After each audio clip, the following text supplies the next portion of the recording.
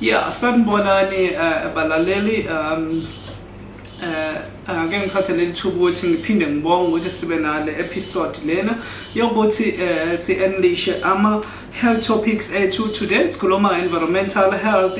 Sithe asithathe a different look into the health of environment nokuthi how does it actually affect the health of individual or a human health, njengoba sonke sifola under ecosystem eyodwa, njengoba sonke sazi ukuthi the ecology study of living things sibhekisa ukuthi how is the environment balanced, that include what humans and as well as animals and plants. So today sizobe to unleash. We have seen ukuthi there was an incident of floods recently, and then abalali base bayacela ukuthi ake sithi ukuthi touch bases on how do we interact with the environment and how does the environment has an impact on humans. So environmental health, when we talk about environmental health, it involves understanding the impact of the environment and as well as humans, as well as human hazards, to be able to protect the human health and the ecology against these hazards. It also includes studying how does the environment influences the spread of disease. And we have seen recently things happening when you have incidences where it is thought that disease, they are escaping the process of zoonosis, where the disease escaped from plants and then from animals and ends up infecting humans. And we remember the case there was an allegation that came that when the COVID-19 actually erupted, it actually came from the incidents where it might have come from poor handling of animals, and then it ended up infecting humans.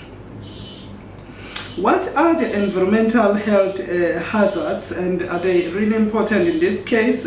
We know there's quite a lot of things that we do to the environment with the interaction, whether we're burning coals to make electricity or things like that, and that can become actually a hazard. Other environmental hazards, they involve what we call floods, earthquakes, droughts, fed flyers, some chemical hazards as well, lead, benzene, and then we know that sometimes you find spillage of oils and things into the ocean, into the water, psychological hazards, things like about gender-based violence. Why is environmental health important? Well, environmental health, a healthier environment can prevent a lot of disease. We know what where the most contributing part is the environment. For example, if you don't have the clean air, then you have a lot of respiratory disease, stable climate, adequate water, clean water, as we were talking about waterborne disease, we travel medicine, sanitation, hygiene, safe use of chemicals, protections from radiation. I remember at some point in time when I was doing a research, masters in occupational health, when we were studying what you call irradiation as a hazard that could cause things like leukemia. You find what people really need protection against radiation, things like that. Even the disposal of such things is very much regulated. For example, in general, if we can take it with the radiographers or people who are working in radiography department, needs to be protected by using using things like lead apron and so on and so on. So is the disposal of those things, that it must be able to protect the environment there and there.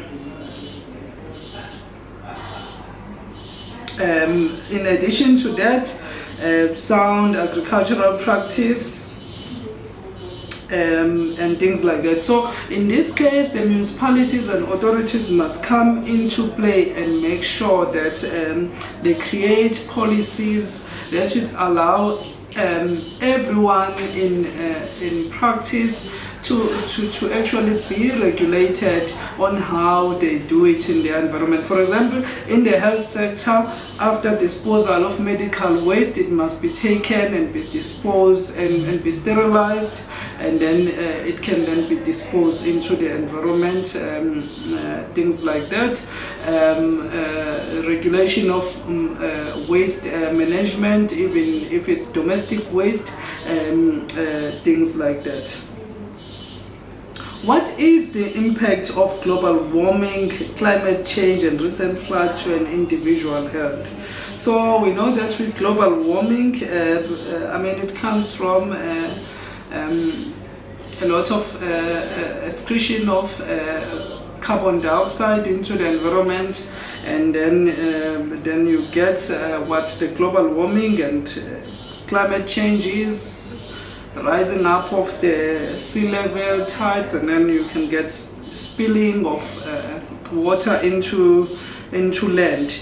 Hence we have seen a lot of these things happening: storms, flood, droughts, and then you have all the health effects that can actually come with that.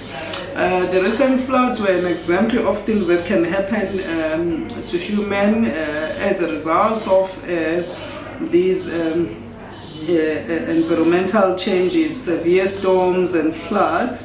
We have seen that the infrastructure was destroyed such that you can't get from one place to another. Water shortages.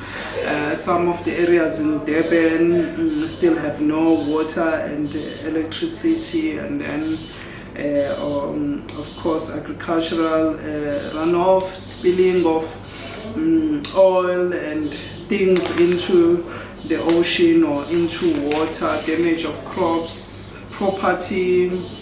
Insurances will have to pay a lot of money for the damage that has happened. And then you have subsequent people falling into stress because their businesses and homes have been vandalized by these things. What are the types of injuries that can be associated with floods? You can have things like people having shock, heart attacks, and other acute outcomes of cardiovascular disease. People can actually drown from pools of water or rivers, and they can have injuries from building falling, building collapsing, or fragments taken from one place to another, electricity problems, electrocution.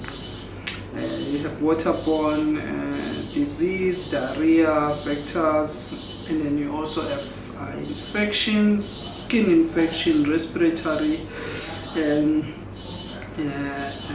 problems from aspiration, chemical poisoning from contamination, stress, short and long-term mental health disorders, including the impact of displacement. We know that people have been taken into camps to get some necessities, negative health effects linked with overcrowding, we know, in the midst of COVID-19. What are the health benefits of protecting the environment from pollution or things like that, or protecting the environment at all? So if we protect the environment, we not only keeping and preserving these natural resources that we are given by God, the forefathers, to hand over to the next generation. But even for ourselves, we could be in problem if the ozone layer is damaged. Then we get dangerous sun rays coming into harming our skins, increase of cancers and all those things. If we're destroying trees, then we won't have enough oxygen to supply us to improve into pollutions. So what exactly do we need to do? I'm not saying let's go and change the way we produce electricity through coals and things like that, but the responsibility starts with everyone, you know. I know that the suggestions are always sort of extreme. If someone said, have one day when you don't use electricity or you don't drive a car, but the future of this world belongs to how we care and we protect this environment, and we can make sure that we hand over something great to the next generation. So it begins with me, you, and everyone, and it can have health benefits, and if we fail to do so, then it can have disastrous outcomes. Thank you. Thank you.